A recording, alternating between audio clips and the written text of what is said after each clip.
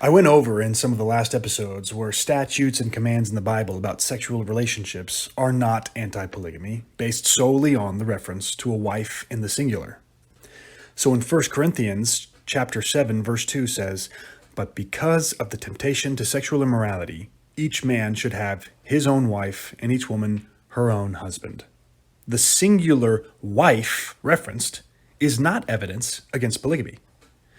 Keep in mind that Paul, in the previous verse, says, "Now concerning the matters about which you wrote," meaning Paul is directly addressing a solution to solve the sexual immorality that was plaguing the Corinthians church.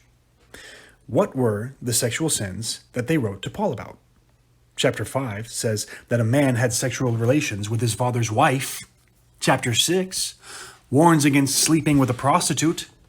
In other words, Paul is telling the Corinthian church that each man should have his own wife, as opposed to having other people's wives.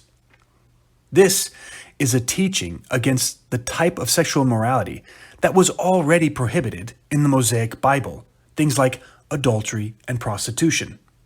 But the phrasing Paul employs here is not against polygamy. In fact, Paul goes out of his way to word the command in such a way that polygamy couldn't possibly be banned by it. See, in English, it's difficult to see because hardly any English translations have a correct rendering of the Greek here. But the word own is used twice to translate two different Greek words. When it says each man is to have his own wife, the Greek used here is hoito.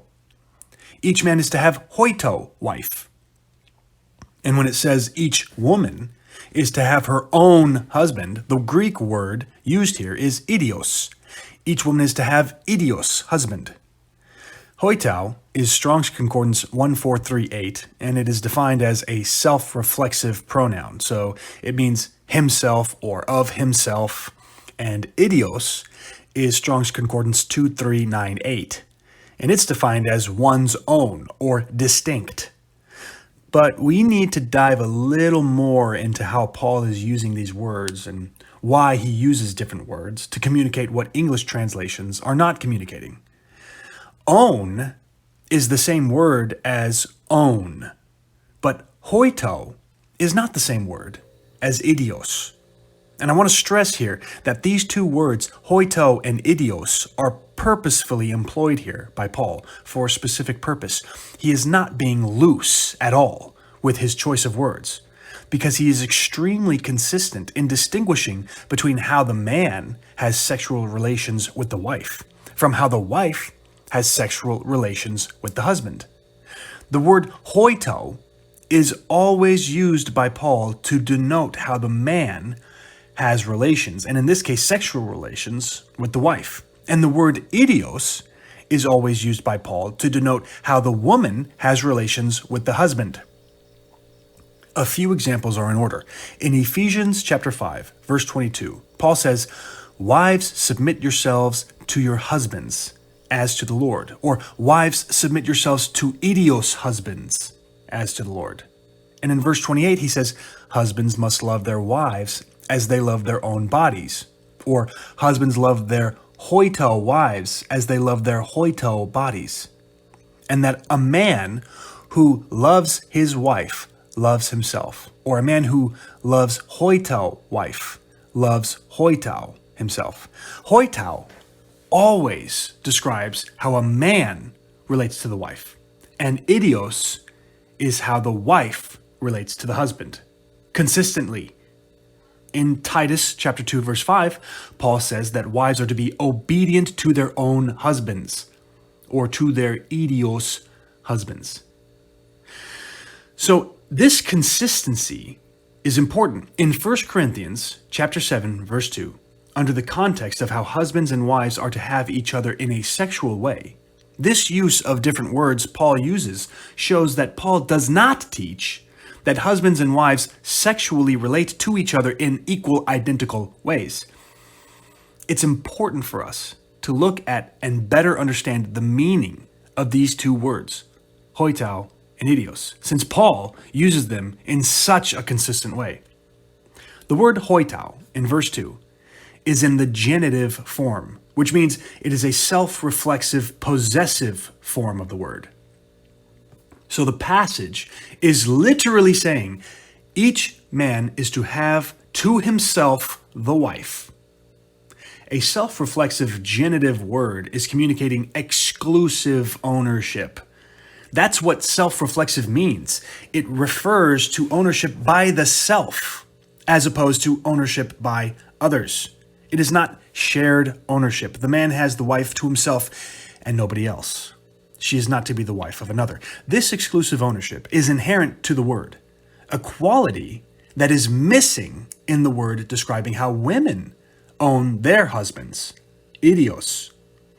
Most Bibles will translate the word idios as simply own, but this misses the difference between how Greek uses that word and how English speakers understand ownership, which is exactly why there's so much confusion on this verse. For example, the word idios can be used to communicate ownership, that is, shared ownership, or non-exclusive ownership.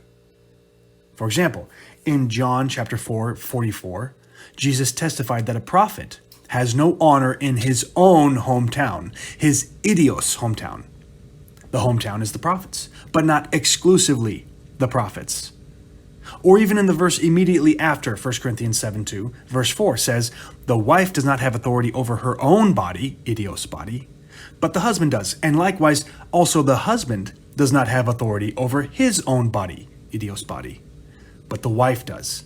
Idios is used here when communicating that both spouses do not have exclusive ownership or authority over their body, but rather shared authority with the spouse.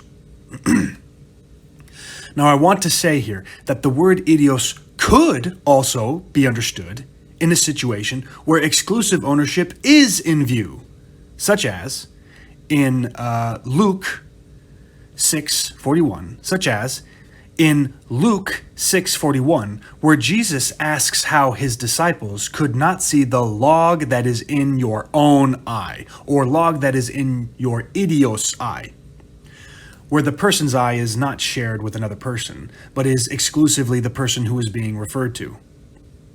The point is that idios can be used in either situation, where ownership could be inclusive or could be exclusive.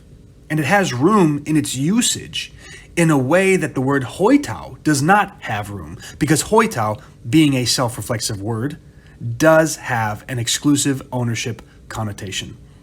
So because idios could be interpreted either way, it is distinctly different than hoitau. And I would like to suggest that it would be wiser, much wiser, to translate idios with a different English word, since its usage is so widely scoped that perhaps exclusive versus inclusive understanding is not in view here, where the word is being employed. So if we look at the ways idios is connotated in the Strong's Concordance, we see that Strong's recognizes this word being better translated in other sections as either pertaining to, suitable to, assigned to, or proper to. So the better translation of 1 Corinthians chapter 7, verse 2, with all of these understandings in mind, would be something like this. Every man is to have the wife to himself, and every woman is to have the proper husband. Now that translation is true to the differences inherent in the consistent Greek that Paul incorporates. And even though the common English translation does not teach against polygamy, the translation I just read to you does not even seem to imply that polygamy is wrong. In fact, it appears to make room for it. But most English translations don't translate these things from the Greek for readers. But there is a translation that does. And here is where Young's literal translation comes in clutch once again. Young's literal says, "Let each man have his own wife, and let each woman have her proper husband." The man is to have the wife that is his alone, and the wife is to have the husband that is proper to her.